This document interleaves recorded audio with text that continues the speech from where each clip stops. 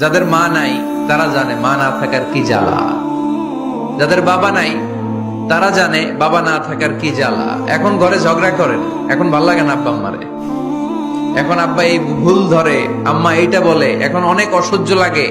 তো যেদিন চলে যাবে ওই দিন বুঝতে পারবেন মাথার উপর থেকে ছাতাটা নাই হয়ে গেছে, বটবৃক্ষটা চলে গিয়েছে, আর উপদেশ দেওয়ার মতো কেউ নাই, কাছে আগলে রাখার মতো কেউ নাই। এজন্য আব্বা আম্মা থাকতে আমরা যেন আব্বা আম্মার কাছ থেকে দোয়া চাই। আব্বা আম্মার দোয়া কোনোদিন আল্লাহ তাআলা ফিরিয়ে দেয়। মায়ের মর্যাদা অনেক বেশি, বাবার চেয়ে 3 গুণ বেশি, কমসে কম। কয় গুণ বেশি?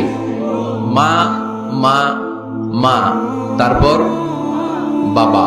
3 বার মা। কয়বার মা? একবার বাবা। তার মানে মাকে ইসলাম দিয়েছে স্বর্ণ পদক, দিয়েছে রৌপ্য পদক, দিয়েছে ব্রোঞ্জ পদক, আর বাবাকে দিয়েছে সান্ত্বনা পুরস্কার।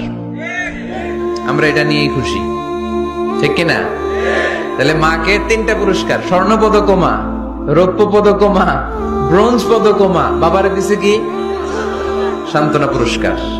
এজন্য মায়ের মর্যাদা বেশি। লাউ কাতা'তা জিলদাক, চামড়া কেটে যদি মায়ের পায়ের জুতা বানিয়ে দাও। ছোটবেলা যে মায়ের বুকের দুধ খেয়েছো, আল্লাহর হাবিব বললেন 1 ঢোক দুধের শোধ আদায় হবে না, ঠিক কিনা?